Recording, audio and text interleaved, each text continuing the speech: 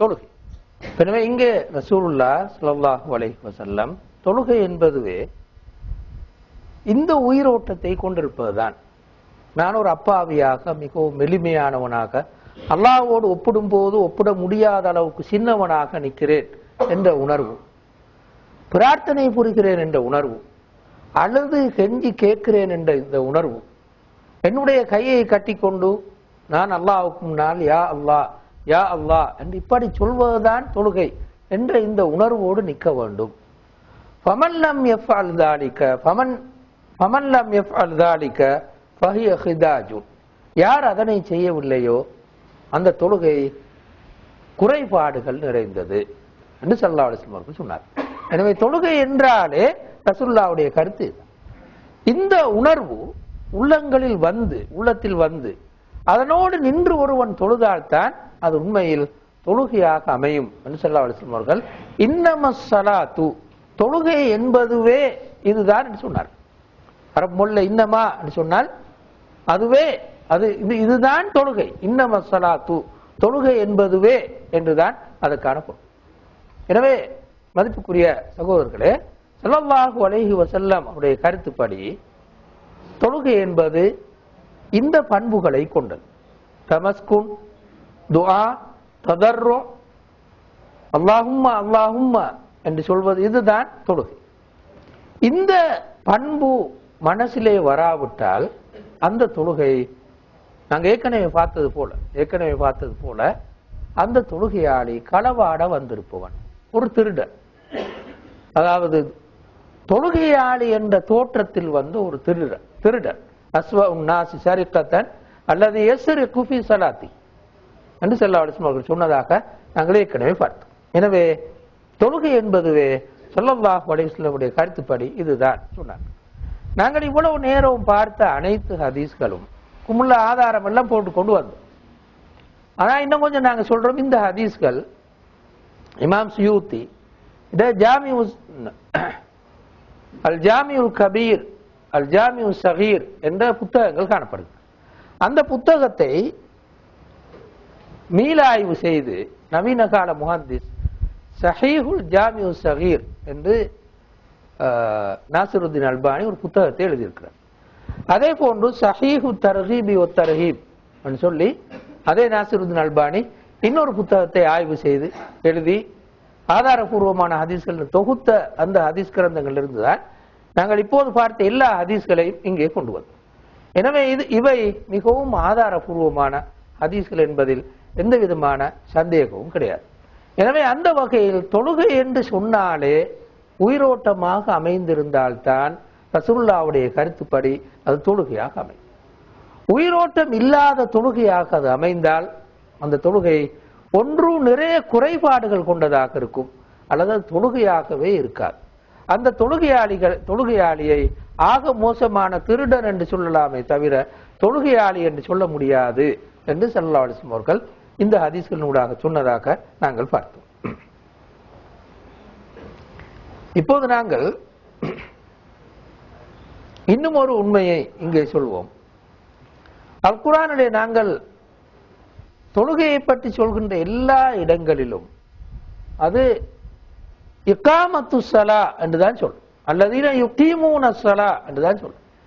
அவர்கள் தொழுகையை நிலைநாட்டுவார்கள் என்று சொல்லும், தொழுவார்கள் என்று சொல்லாது. தொழுவார்கள் என்று எங்கேயாவது ஒரு இடத்துல குர்ஆன் சொன்னால் தொழுகையாளிகளை விமர்சிப்பதற்காக, அவருடைய பிழைகளை சொல்வதற்காக, அவர்கள் உண்மையான தொழுகையாளிகள் அல்ல என்று சொல்வதற்காகத்தான் அந்த சொற்பிரயோகத்தை பாவிக்கும்.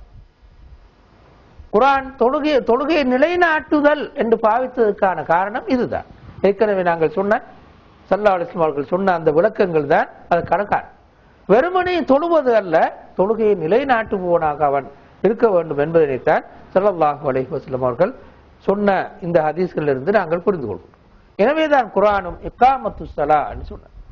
இகாமத்து ஸலா இந்த சொற்பிரயோகத்தை தான் ஸல்லல்லாஹு அலைஹி வஸல்லம் அவர்கள் நாங்கள் ஏற்கனவே சொன்ன அந்த ஹதீஸ்களை விளக்கி சொன்னார்கள் என்பதனை இதிலிருந்து நாங்கள் புரிந்து கொள்கிறோம். இனி தொழுகையை எப்படி நாங்கள் உயிரோட்டமாக அமைத்துக் கொள்ள முடியும் என்பதனை பார்ப்போம். முதலாவது விஷயம் விளங்குது. அதாவது தொழுகையில் நாங்கள் என்ன சொல்கிறோம் என்பதனை விளங்கிக் கொள்வது தொழுகை உயிரோட்டமாக அமைவதற்கு மிகவும் முக்கியமான ஒரு பகுதி. எனவேதான் ஸல்லல்லாஹு அலைஹி வஸல்லம் அவர்கள் சொன்னார்கள், இன்னர் ரஜுல லயன்சரிஃபு, ஒரு மனிதன் தொழுகையிலிருந்து வெளியேறுகிறான், ஒமா யுக்தபு லஹு, அவனுடைய தொழுகையில் அவனுக்கு எழுதப்படுவது இல்லா உஷ்ரு ஸலாத்தி, தொழுகையிலும் 10 தான் அவனுக்கு எழுதப்படும், துஸ்உஹா 9 எழுதப்படும், சுமுனுஹா 8 எழுதப்படும், சுதுசுஹா 6 எழுதப்படும், ஹுமுசுஹா 5 எழுதப்படும், ருபுஹா 4 எழுதப்படும், சுலுசுஹா 3 எழுதப்படும், நிஸ்ஃபுஹா 2 எழுதப்படும். இப்படி அந்த தொழுகையில் ஒரு மனிதன் இருந்து வெளியேறுகின்ற போது தொழுகையின் முழு மார்க்ஸில் அவன் 10 பெறுகிறான், அல்லது 9 பெறுகிறான், அல்லது 8 பெறுகிறான், அல்லது 6 அல்லது 5 அல்லது 4 அல்லது 3 அல்லது 2 பெறுகிறான் என்று ஸல்லல்லாஹு அலைஹி வஸல்லம் அவர்கள், தொழுகை என்பது அதனை விளங்குகின்ற அளவுக்குத்தான் அதற்குரிய பெருமானம் முழுமையாக கிடைக்கிறது என்பதனை ஸல்லல்லாஹு அலைஹி வஸல்லம் அவர்கள் சொன்னார். இந்த கருத்தை இப்னு அப்பாஸ் ரலியல்லாஹு அன்ஹு அவர்கள் இந்த ஹதீஸோடு நாங்கள் ஒப்பிட்டு பார்க்கின்ற போது, இந்த ஹதீஸ் எதனை சொல்கிறது என்பதனை நாங்கள் விளங்குகின்ற போது, இப்னு அப்பாஸ் அவர்கள் சொன்ன இந்த கருத்து அதற்கு பொருத்தமாக அமைகின்றது. லைஸ லக மின் ஸலாத்திக இல்லா மா அகல்த மின்ஹா, உன்னுடைய தொழுகையில் உனக்கு கிடைத்தது நீ என்ன விளங்கி கொண்டாயோ அதனை தவிர வேறொன்று பண்ண. உன்னுடைய தொழுகையில் உனக்கு கிடைத்தது நீ என்ன விளங்கி கொண்டாய், அந்த தொழுகையிலிருந்து என்ன உனக்கு விளங்கிச்சு தொழுகிற நேரம், அதுதான் உனக்கு கிடைச்சது. ஒன்றுமே உனக்கு விளங்காட்டி ஒன்றுமே கிடைக்கல. அரைவாசி விளங்கினாய், காவாசி விளங்கினாய், 3 விளங்கினாய், அப்ப அது உனக்கு கிடைச்சது. இதனைத்தான் ஸல்லல்லாஹு அலைஹி வஸல்லம் அவர்கள் மேலே சொன்ன ஹதீஸில் சொன்னார், தொழுகையில் உனக்கு கிடைப்பது நீ விளங்கிக் கொள்வதை தவிர வேறொன்றும் கிடையாது என்று இப்னு அப்பாஸ் ரலியல்லாஹு அன்ஹு அவர்கள் இந்த ஹதீஸ்க்கு விளக்கம் சொல்வது போல சொல்லி இருக்கின்றார். இதனை ஸல்லல்லாஹு அலைஹி வஸல்லம் அவர்கள் இன்னொரு வகையில் சொன்னார், மிகவும் தெளிவாக, ஏற்கனவே சொன்னதை விடவும் மிகவும் தெளிவாக சொன்னார்கள். மாமின் முஸ்லிமின் யதவத்தஉ ஃபயுஸ்பிகுல் உது சும்ம யகூமு ஃபீ ஸலாத்திஹி ஃபயஅலமு மா யகூல் இல்லா இன் ஃபதல வஹுவ கயௌமி வலதத்துஹு உம்மு. ஒரு மனிதன், ஒரு முஸ்லிம் ஒழு செய்து, அப்படி ஒழு செய்யும் போது மிக சரியாக மிக பூர்ணமாக ஒழு செய்து பிறகு தொழுகையில் நிற்கின்றான். அவ்வாறு தொழுகையில் நிற்கும் போது ஃபயஅலமு மா யகூல், அவன் சொல்வதை அறிந்து சொல்கின்றான். அவன் என்ன தொழுகையில் சொல்கின்றானோ அதனை அறிந்து கொண்டு சொல்கின்றான். ஃபயஅலமு மா யகூல், அவன் அறிந்து கொண்டு சொல்கின்றான். அப்படி அவன் தொழுதால் அவன் தொழுகையிலிருந்து வெளியேறும் போது அன்று பிறந்த ஒரு பிள்ளையை போன்று ஆக்கின்றான். கயௌமி வலதத்து உம்மு, அவனுடைய தாய் அன்றுதான் அவனை பெற்றவன் போன்று எந்த குற்றமும் மற்றவனாக அவன் வெளியேறுகின்றான் என்று ரசூலுல்லாஹ் ஸல்லல்லாஹு அலைஹி வஸல்லம் சொன்னார். எனவே இங்கு ரசூலுல்லாஹ் ஃபயஅலமு மா யகூல், சொல்வதனை விளங்கி என்று சொன்னார். சொல்வது இதனைத்தான் நான் சொல்கிறேன் என்று விளங்கி அவன் தொழுகையில் நின்று வணங்குகின்றான் என்று சொன்னார். அப்படி நடந்து கொண்டால் அவன் குற்றங்கள் எதுவும் மற்றவனாக, குற்றங்கள் பாவங்கள் மன்னிக்கப்பட்டவனாக தொழுகையை விட்டு வெளியேறுகின்றான் என்று ரசூலுல்லாஹ் ஸல்லல்லாஹு அலைஹி வஸல்லம் சொன்னார். எனவே இங்கேயும் இந்த ஷரத்தை, தொழுகை உயிரோட்டமாக அமைய வேண்டும் என்ற ஷரத்தை ரசூலுல்லாஹ் ஃபயஅலமு மா யகூல், தான் சொல்பவற்றை அறிந்து கொண்டு சொல்லுதல் என்ற வசனத்தை உண்டாக்க சொல்கின்றார். இதனுடைய பொருள் என்னது? குர்ஆன், நாங்க ஓதுகின்ற குர்ஆன் என்ன பகுதியை ஓதுகின்றோமோ அந்த பகுதியை விளங்கிக் கொள்வது, என்ன துஆக்களை அதில் சொல்கின்றோம் தொழுகையில், என்ன திக்ருகளை அங்கே ஓதுகின்றோம், ருக்குவில் வைத்து, சுஜூதில் வைத்து, அத்தஹியாத்தில் வைத்து, சூரத்துல் ஃபாத்திஹா ஓதி, அடுத்த சூராவை ஓதி, சமி அல்லாஹு லிமன் ஹமிதான் சொல்லும் போது, சமி அல்லாஹு லிமன் ஹமிதா சொன்னதன் பிறகு அதற்கு பதிலாக நாங்கள் சொல்கின்ற வார்த்தைகள், இந்த வார்த்தைகளுக்கான பொருள் கருத்து என்னது என்பதனை விளங்குவதனைத்தான் ஸல்லல்லாஹு அலைஹி வஸல்லம் ஃபயஅலமு மா யகூல், தான் சொல்வதனை விளங்கிக் கொள்கிறான் என்று இங்கே சொன்னார். எனவே ஒருவர் தொழுகின்ற போது சூரத்துல் ஃபாத்திஹாவை ஓதினால் அவர் குர்ஆனை சுருக்கமாக விளங்கிக் கொள்கிறார் என்று பொருள். குர்ஆனுடைய சுருக்கம் சூரத்துல் ஃபாத்திஹாவில் இருக்கிறது. இன்னொரு சூறாவை இமாம் ஓதும் போது பின்னால் நின்று அவர் கேட்டுக்கொண்டிருந்தால் அல்லது அவர் சுயமாக ஓதினால், தனியாக தொழுது அவர் சுயமாக ஓதினால், அப்போது ஏதோ ஒரு விஷயத்தை அவர் விளங்கிக் கொள்கிறார் அல்லது படித்துக் கொள்கிறார். சில வேளைகளில் அவர் செய்துவிட்டு வந்த தவறை இமாம் ஓதுவார். அவர் அப்பதான் கடையிலிருந்து பள்ளிக்கு வந்திருப்பார். அப்ப இமாம் மார்புக்கு அல்லது இஷாவுக்கு ஓதுறார். வயலுள்ளில் முத்தஃபிஃபீன் சொல்றார், அளவு நிர்வகிகளில் குறைவு ஏற்படுத்துபவனுக்கு கேடு உண்டாகட்டும் சொல்றார். ஒரு உண்மையில அப்படி ஒரு பாவத்தை செஞ்சுட்டு வந்துட்டார்னு வச்சுக்கொள்ளும். அப்ப என்ன படும்? அல்லாஹ் மிக மோசமாக இப்படியான ஆக்களை சபிக்கிறான்னு படும். இப்படி எத்தனையோ வசனங்கள், நிறைய வசனங்கள் எங்களுக்கு படிச்சுட்டார். இந்த வசனத்துக்கு கருத்து மட்டும் விளங்கினால் எங்களை அறியாமலே தொழுகையில் நிற்கும் போதோ ஒரு 5 நிமிஷத்துக்கு அல்ல ஒரு 7 நிமிஷத்துக்கு ஒரு 5 நிமிஷம் ஒரு 10 நிமிஷத்துக்கு நிறைய விஷயங்களை படிச்சு கொண்டு போகும். மர்ம நாளை பற்றி சொல்லும், அல்லது சமூக நடத்தையை பற்றி சொல்லும், அல்லது பொருளாதாரத்தார் சம்பந்தப்பட்ட ஒரு விஷயத்தை சொல்லும், குடும்ப வாழ்க்கையோடு சம்பந்தப்பட்ட ஒரு ஆயத்தாக இருக்கும். இப்படி அந்த ஆயத்துக்கள் பல வகையில பல விஷயங்களை சொல்லக்கூடியதாக இருக்கும். எனவே அதை விலகி கொண்டே அவன் தொழுகையிலிருந்து வெளியில வரும். இப்படி ஒரு முறை 2 முறை 3 முறை 5 முறை 10 முறை அவன் அந்த விஷயங்களை திருப்பி திருப்பி கேட்கும் போது கண்டிப்பாக அவன் மாறுவதற்கான சந்தர்ப்பம் இருக்கிறது என்ற உண்மையைத்தான் ஸல்லல்லாஹு அலைஹி வஸல்லம் அவர்கள் இங்கே சொல்கிறார். இப்படி எதனை நாங்கள் சொன்னாலும், தொழுகையில் எதனை சொன்னாலும், அது துஆவாக இருந்தாலும் ஒரு திக்ராக இருந்தாலும் அல்லது குர்ஆனுடைய ஒரு பகுதியாக இருந்தாலும் எதையாவது அது எங்களுக்கு படித்து தரும். அந்த உண்மையை விளங்கி கொண்டே அவன் ஓதினால் அவன் மாறுவதற்கான சந்தர்ப்பம் அதிகம் என்பதைத்தான் ஸல்லல்லாஹு அலைஹி வஸல்லம் சொல்றார். எனவே தொழுகை உயிரோட்டமாக அமைவதன் முதலாவது கட்டம் அல்லது மிகவும் அடிப்படையான கட்டம் அல்ல, மற்ற எல்லாத்தையும் விட மிகவும் அடிப்படையான கட்டம் என்ன நாங்கள் தொழுகையில் சொல்கிறோம் என்பதனை புரிந்து கொள்வது. மதிப்புக்குரிய சகோதரர்களே, தொழுகையில் நாங்கள் ஓதுவதை புரிந்து கொள்வதற்கு பெரிய வேலைகள் எதுவுமே இல்லை. தொழுகையில் ஒரு மிச்சம் கொஞ்சம் சூரத்துல் ஃபாத்திஹா எத்தனை ஆயத்து? 7 வசனம். அதை படிக்கிறது, அதை விலகிக் கொள்றது, அவருடைய சொற்களை பாடமாக்கவே தேவையில்லை. எல்லாருக்கும் பாடம். சூரத்துல் ஃபாத்திஹா பாடம் இல்லாத யார் இருக்கிறோம்? எல்லாருக்குமே பாடம். இப்ப எங்களுக்கு தெரியணும் அந்த ஒவ்வொரு சொல்லுக்கும் என்ன பொருள். அல்ஹம்து லில்லாஹ் ரப்பில் ஆலமீன், இந்த சொற்களுக்கு என்ன பொருள் என்று தெரியணுமே தவிர அந்த சொல் பாடம் நேரத்தோடு. எனவே அறவாசி வேலை முடிச்சு திரும்ப அந்த முழு சூறாவும் சேர்ந்து என்ன சொல்கிறது, என்ன சொல்ல விரும்புகிறது என்று நாங்கள் விலகிக் கொள்வோம். பிறகு நாங்கள் ருக்குவிலேயோ சுஜூதிலேயோ ஓதுறதுகள் சின்ன சின்ன சொற்கள், சின்ன வசனங்கள். ஒரு 3 சொல் இருக்கும், ஒரு 4 சொல் இருக்கும், அதோட அந்த வசனமே முடிஞ்சு. அத்தஹியாத்துல நாங்க ஏறத்தாழ சூரத்துல் ஃபாத்திஹா அளவுக்கு தான் அத்தஹியாத்தில் ஓதும். அவ்வளவுதான் அத்தஹியாத் இருக்கு. சமிஅல்லாஹு லிமன் ஹமிதான்றது ஒரு சின்ன ஒரு வசனம். அதுக்கு சொல்ற பதிலும் ரப்பனா லக்கல் ஹம்த் என்ற ஒரு சின்ன ஒரு வசனம். இந்த ஒவ்வொரு வசனங்களையும் படித்துக் கொள்வதற்கு நீண்ட காலம் 2-3 வருஷம் எல்லாம் தேவைப்படாது. 2 மணித்தியாலங்கள் தான் தேவைப்படும். அதுக்குள்ளால நாங்கள் படிச்சிடலாம். எனவே இப்படி என்ன நான் தொழுகையில் சொல்கிறேன் என்பதனை புரிந்து கொள்வது தொழுகை உயிரோட்டமாக அமைவதற்கு மிகவும் அடிப்படையான ஒரு அம்சமாக அமைகின்றது.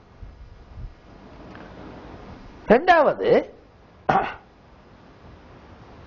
தொழுகையின் ஒவ்வொரு பகுதியினதும் அர்த்தம் என்னது, தொழுகையில் ஒவ்வொரு பகுதியும் என்ன அர்த்தத்தை எங்களுக்கு உணர்த்தும் என்ற இந்த உண்மைதான் அடுத்ததாக நாங்கள் விலகிக் கொள்ள வேண்டிய விஷயம். என்ன விஷயம் என்றால், நாங்கள் அதை சுருக்கமா ஒவ்வொரு பகுதியா மிச்சம் சுருக்கமா சொல்லிக் கொண்டு போவோம். நீண்ட ஹதீஸ்ல சொல்லிக் கொண்டிருக்க கஷ்டம் என்றதுனால டைம் இல்லாத காரணமாக நாங்கள் ஓரளவு சுருக்கமா சொல்லிக் கொண்டு போவோம். முதலாவது உது எடுப்போம். உது எடுக்கும் போது ஹதீஸ்களுடைய கருத்துப்படி 2 கருத்தை நாங்கள் அங்கே சொல்வோம். உது எடுக்கும் போது ஒரு கருத்து, நான் போக போறது ஒரு பெரிய ஒரு இடத்துக்கு, அல்லாஹ்வுக்கு முன்னால போய் நிக்க போறேன், அதை விட பெரிய ஒரு சன்னிதானம் ஒன்று கிடையாது. எனவே என்ன செஞ்சு கொள்ளணும், நான் தூய்மையாக போகும். நான் உங்களுக்கு சொல்ல தேவையில்ல, நீங்க பெரிய ஒரு ஆளை சந்திக்க போறீங்க. எப்படி போவீங்க? உடுத்த உடையோடு ஒரு நாள் போக மாட்டேன், உடுத்த உடையோடு போக மாட்டேன், துப்புரவாகி அழகாக உடுத்துத்தான் போய் சேருவீங்க. அவற்றுக்கு முன்னால போய் நிப்பீங்க, ஒரு மரியாதையோடு நிப்பீங்க. இந்த கருத்தை முதலாவது உது எங்களுக்கு தரும். ஹுது ஜீனத்தக்கும் இந்த குல்லி மஸ்ஜிதில், இந்த குர்ஆனியா சொல், நீங்க தொழுகிற ஒவ்வொரு சந்தர்ப்பத்திலையும் ஜீனத்தாக போங்கன்னு சொல்லு, அழகா போங்கன்னு சொல்லு.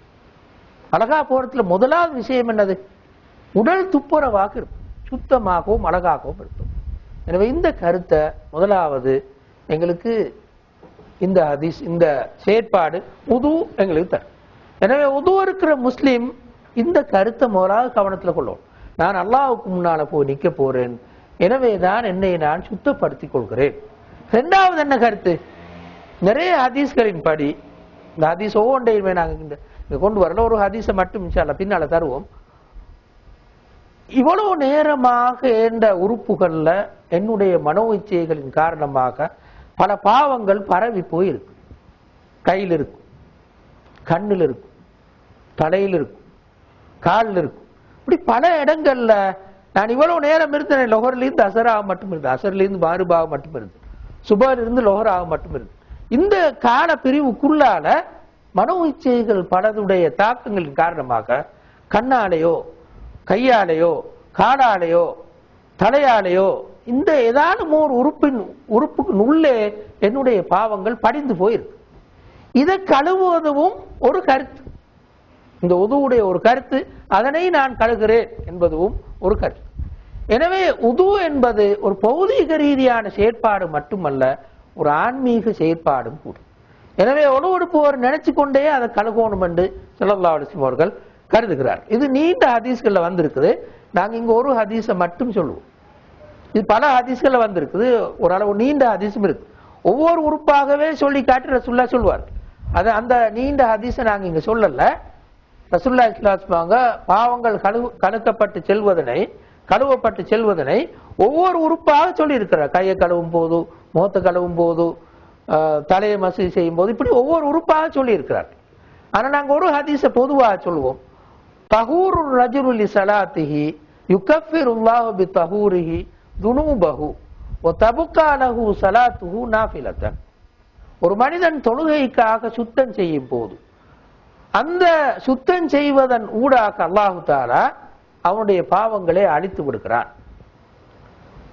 தொழுவது அவனுக்கு மேலதிக நன்மையாக அமைந்து விடுகிறது ஸல்லல்லாஹு அலைஹி வஸல்லம் சொன்னார். ஒரு ஒளி செய்கின்ற போது, சுத்தம் செய்யும் போது, அந்த சுத்தம் செய்வதோடு அவருடைய பாவங்கள் அந்த ஒவ்வொரு உறுப்பையும் விட்டு நீங்கி போகிறது. எனவே அவன் தொழும்போது அது ஒரு மேலதிக நன்மையாக அவனுக்கு கிடைக்கிறது. தொழுகையும் அவனுடைய பாவத்தை கழுகின்ற ஒரு அம்சமாக இல்லாமல் மேலதிக நன்மையாக தொழுகை அமைகிறது என்று ஸல்லல்லாஹு அலைஹி வஸல்லம் அவர்கள் இந்த ஹதீஸினூடாக சொன்னார். எனவே ஒரு மனிதன் உது எடுக்கும் போது 2 மனோநிலைகளை தன்னிடத்திலே உருவாக்கி கொள்ள வேண்டும். மதிப்புக்குரிய சகோதரர்களே, நாங்க இப்ப கடையிலிருந்து வெளியேறி தொழுகை போறோம். அக்குறுநிலை செய்யறது மாதிரி எல்லாரும் கடையை விட்டு தொழுகை போறோம். இந்த மனோநிலையை நாங்க உருவாக்கிக்கொள்வோம். நான் இப்ப தொழுகை போறேன். இப்ப அந்த ஏற்கனவே இருந்த மனோநிலைகளை எல்லாம் விட்டுட்டு உழு செய்யும் போது முதலாவது நான் அல்லாஹ்வுடைய சன்னிதானத்துக்கு முன்னால் போய் நிற்கின்றேன் என்ற வகையில் என்னை துப்புரவாக்கிக் கொள்கிறேன் உடல் ரீதியா. இரண்டாவது, இவ்வளவு நேரமும் 2-3 மணித்தியாலங்கள் கடையிலே நான் இருந்தேன், அல்லது தொழில் தளத்தில் இருந்தேன், அல்லது ஸ்கூலில் இருந்தேன். இந்த இவ்வளவு நேரம் நான் என்னுடைய கையினால், நாவினால், கண்களினால், தலையினால் எத்தனையோ பாவங்களை செய்திருக்கேன். எனவே இதெல்லாம் நான் கழுகிறேன், ஒளி செய்வனூடாக இதனை கழுகிறேன் என்ற இந்த உணர்வோடும் அதனை செய்ய வேண்டும் என்று ஸல்லல்லாஹு அலைஹி வஸல்லம் அவர்கள் எதிர்பார்க்கிறார். அதாவது தொழுகை என்பது பௌதீக சுத்தம் மாத்திரமல்ல. நாங்க உது என்பது பௌதீக சுத்தம் மாத்திரமல்ல. அல்லது நாங்க ஒரு டெப்புக்கு முன்னால நிற்கும் போது, ஹவுதுல நின்று ஒளி செய்யும் போது, நான் ஒரு ஆன்மீக ரீதியான பாத்ரூமுக்கு போறேன். ஒரு இந்த பாத்ரூம் மட்டுமல்ல, பௌதீக ரீதியாக கழுவி கொள்றது மட்டுமல்ல என்ற இந்த உணர்வுக்கு வரணும்னு சொல்லி ஸல்லல்லாஹு அலைஹி வஸல்லம் அவர்கள் எதிர்பார்க்கிறார். அந்த உணர்வுக்கு ஒரு முஸ்லீம் வரும்போது, அடுத்து தொழுகைக்கு போய் நிற்கும் போது ஒரு நல்ல ஒரு மனோநிலையோடு போய் நிற்பார். அவசரமாக ஒளி செஞ்சு கொண்டு ஓடுவது அல்ல, மாற்றமாக இந்த உணர்வோடு ஒளி செய்ய வேண்டும் என்று ஸல்லல்லாஹு அலைஹி வஸல்லம் அவர்கள் எதிர்பார்க்கிறார். அடுத்தது, நாங்க அடுத்ததா என்ன செய்வோம்? கிப்லாவை முன்னோக்கும். கிப்லாவை முன்னோக்குவது என்பதன் கருத்து என்னது? எங்களோட உண்மையான திசையை நாங்க நிர்ணயித்துக் கொள்வோம். ஏண்ட திசை இதுதான், அல்லாஹ்வை நோக்கியதுதான் என்னுடைய திசை. கிப்லான்னு சொன்னா அதான் கருத்து. அதாவது அல்லாஹு தஆலா காபத்துல்லாவை உலகத்தில் தௌஹீதை பரப்புவதற்காக மைய நிலையமாக ஆக்கியிருப்பதாக குர்ஆனே சொல்லும். சூரத்துல் பக்கரால சொல்லுது, சூரத்து ஆல இம்ரான்ல சொல்லுது, இந்த பல இடங்கள்ல குர்ஆன் சொல்லுது. அல்லாஹ்வுடைய கருத்தை அல்லது அல்லாஹ்வுடைய தௌஹீத் ஏகத்துவத்தை பரப்புவதற்கான மத்திய நிலையமாகத்தான் இந்த காபத்துல்லா அது கட்டப்பட்ட நாளிலிருந்து இருக்கிறது என்று குர்ஆனே சொல்லி காட்டும். எனவே நாங்கள் அந்த திசையை நோக்கும் போது என்ன நினைக்கிறோம் என்றால், என்ன கருதுகிறோம் என்றால், நான் என்னுடைய திசையை நிர்ணயித்துக் கொள்கிறேன், எங்க நான் போறேன் நிர்ணயித்துக் கொள்கிறேன். திரும்ப எல்லா விவகாரங்களையும் நான் இப்ப விட்டுட்டேன். அடிப்படை விவகாரத்துக்கு வார், என் பிசினஸோ என் படிப்பித்தலோ என் வேற வேற விஷயங்களோ இதெல்லாம் நான் விட்டுட்டு அடிப்படையான என்ற விஷயம் என்னது? அதான் அல்லாஹ், அவனை முன்னோக்குவதுதான் என்ற வாழ்க்கையிலே அடிப்படை. அதற்குத்தான் நான் இந்த கிபிலாவை நோக்குகிறேன் என்று என்ற உணர்வைத்தான் எங்களுக்கு கிபிலாவை முன்னோக்குதல் என்ற கருத்து தர். இத குர்ஆனும் கூட கிபிலாவை பற்றி சொல்லும் போது சொல்லி காட்டுவதை பார்க்கிறேன். திரும்ப தக்பீரத்துல் இஹ்ராமின் போதும், திரும்ப ஒவ்வொரு நகர்வின் போதும், உதாரணமா ருக்கு போறோம், திரும்ப சுஜூது போறோம், திரும்ப எலும்புறோம், திரும்ப சுஜூது போறோம், திரும்ப மேல எலும்பி வாரம், இந்த ஒவ்வொரு நேரத்திலையும் என்ன நாங்க சொல்லுவோம்? அல்லாஹு அக்பர் சொல்லுவோம்.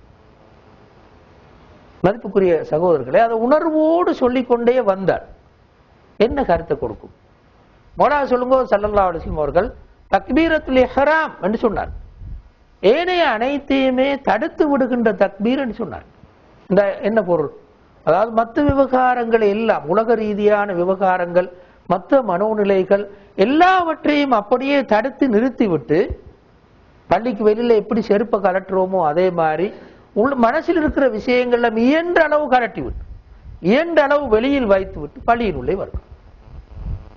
இதுதான் தக்பீரத்துல் இஹ்ராம் உடைய கருத்து. ஒவ்வொரு நகர்வின் போதும் நாங்க அல்லாஹு அக்பர் அல்லாஹு அக்பர் என்று சொல்றோம். சொல்லும் போது என்ன சொல்றோம்?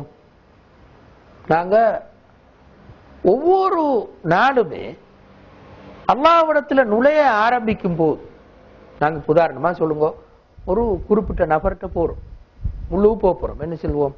எங்கட பாஷையில அஸ்ஸலாமு அலைக்கும் சொல்லுவோம், அல்லது இன்னும் என்னாலும் ஒரு வார்த்தையை சொல்லுவோம், அவரை கண்ணியப்படுத்துற மாதிரி மரியாதைப்படுத்துற மாதிரி ஒரு வார்த்தையை சொல்லுவோம். அல்லாஹ்விடத்துல நுழைய போகும்போது நீ சொல்லு அல்லாஹு அக்பர் சொல்லு, தக்பீர் கட்டுறோம், சொல்றோம் அல்லாஹு அக்பர், யா அல்லாஹ் நீயே மிகவும் பெரிய என்ற இந்த வார்த்தையோடு தான் அல்லாஹ்விடத்துக்கு போறோம். போய் திரும்ப நாங்க என்ன சொல்றோம்? ஒவ்வொரு கட்டத்திலையும் ஒவ்வொரு நகர்வின் போது திரும்ப திரும்ப சொல்றோம்.